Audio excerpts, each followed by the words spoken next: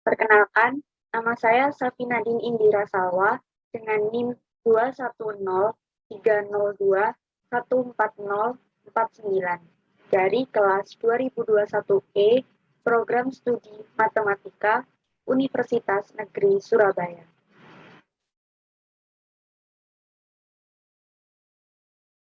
Indonesia merupakan negara kepulauan yang terdiri dari 17.000 pulau yang terbentang dari Sabang sampai Merauke, di mana hanya sekitar 7.000 pulau yang berpenghuni. Kalimantan, Jawa, Sulawesi, Sumatera, dan Papua merupakan pulau utama di Indonesia. Tidak hanya itu, Indonesia juga memiliki pulau-pulau kecil yang banyak menarik minat wisatawan, seperti Pulau Bali dan Pulau Lombok. Banyaknya pulau yang dimiliki Indonesia membuat Indonesia memiliki banyak suku bangsa, yakni sekitar 1.340 suku bangsa. Sebagai identitas, tiap-tiap suku memiliki bahasa daerah masing-masing, dan ada 718 bahasa daerah yang berhasil diidentifikasi. Beragamnya bahasa daerah membuat Indonesia memerlukan bahasa persatuan untuk berkomunikasi, yakni bahasa Indonesia. Bahasa Indonesia telah diakui sebagai bahasa persatuan melalui Sumpah Pemuda pada 28 Oktober 1928. Kemudian, bahasa Indonesia diresmikan sebagai bahasa nasional setelah proklamasi kemerdekaan Indonesia, yakni pada 18 Agustus 1945. Selain itu, pada pasal 32 ayat 1 Undang-Undang Nomor 24 Tahun 2009 menjelaskan bahwa bahasa Indonesia wajib digunakan dalam forum yang bersifat nasional ataupun internasional di Indonesia. Bahasa Indonesia sebagai bahasa nasional memiliki beberapa fungsi, yakni sebagai lambang kebanggaan kebangsaan, lambang identitas nasional, serta alat perhubungan antar warga, antar daerah, dan antar budaya. Sedangkan bahasa Indonesia sebagai bahasa negara memiliki fungsi sebagai bahasa resmi kenegaraan, bahasa pengantar dalam pendidikan, alat perhubungan pada tingkat nasional, serta alat pengembangan kebudayaan, ilmu pengetahuan, dan teknologi. Oleh karena itu, bahasa Indonesia harus terus dihargai, terutama oleh kaum muda. Secara geografis, letak Indonesia diapit oleh dua benua, yakni Asia dan Australia, serta diapit oleh Samudra Hindia dan Pasifik. Hal ini membuat Indonesia menjadi persimpangan lalu lintas dan perdagangan dunia, sehingga bangsa Indonesia sering berinteraksi dengan bangsa asing. Masuknya bangsa asing ke Indonesia membawa beragam kebudayaan, agama, bahasa, dan seni, yang akhirnya membawa berbagai dampak. Untuk melihat dampaknya, saya akan mengajak dua teman saya untuk bermain tebak kata. Halo, silakan perkenalkan diri kalian masing-masing terlebih dahulu.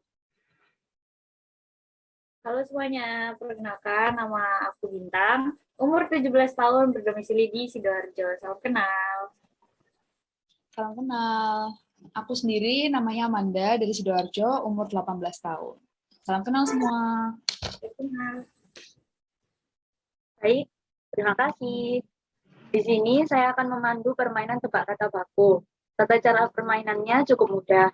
Kalian hanya perlu menjawab benar jika menurut kalian kata yang saya sebutkan termasuk kata baku, atau salah jika menurut kalian yang saya sebutkan termasuk kata tidak baku.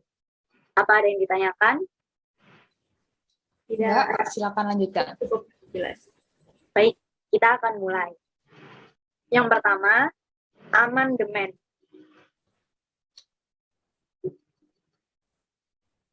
Benar.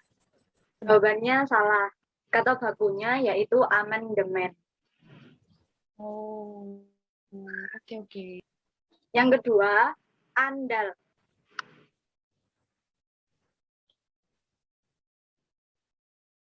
Jawabannya yang baku adalah andal. Selamat, Manda benar. Selanjutnya, hafal.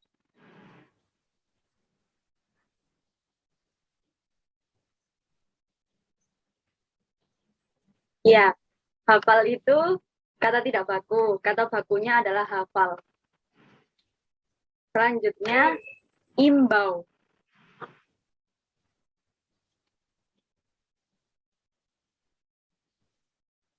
Manda benar. Imbau itu kata baku.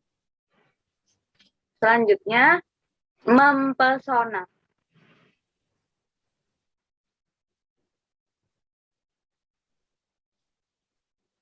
Jawaban kalian salah. Seharusnya memesona. Yang baku, P-nya melebur. Oh. Selanjutnya, nafas.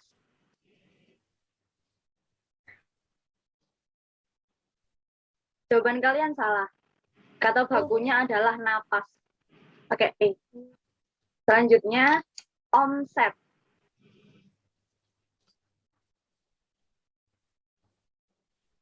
Jawaban kalian salah. Seharusnya kata bakunya adalah omzet. Omzet. Oh. Omzet. Baru tahu. Oke. Baru tahu. Oke. Selanjutnya, peduli.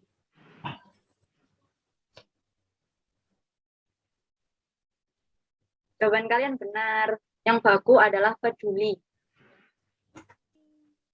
Selanjutnya, resiko.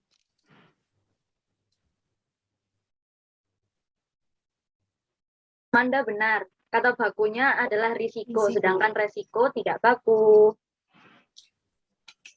Selanjutnya, seksama.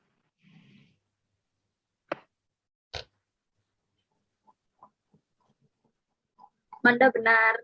Yang baku adalah saksama. Permainan yang kedua, yaitu permainan tebak singkatan kata gaul. Cara bermainnya juga mudah. Kalian hanya perlu mengangkat tangan dan menyebutkan singkatan dari kata yang saya sebutkan setelah saya tunjuk. Apa ada pertanyaan? Jelas. Baik, saya akan mulai. Yang pertama, baper. Bintang, silahkan. Bawa perasaan. Benar. Oke. Selanjutnya, curcol. Silakan Bintang. Curhat colongan. Iya, benar. Selanjutnya, dom. Manda, silakan. Domisili? Ya, benar. Yeay. Selanjutnya, dapri. Bintang, silakan. Jalur pribadi. Benar. Oh, benar. Jalur pribadi atau jaringan pribadi. Selanjutnya, JBJB.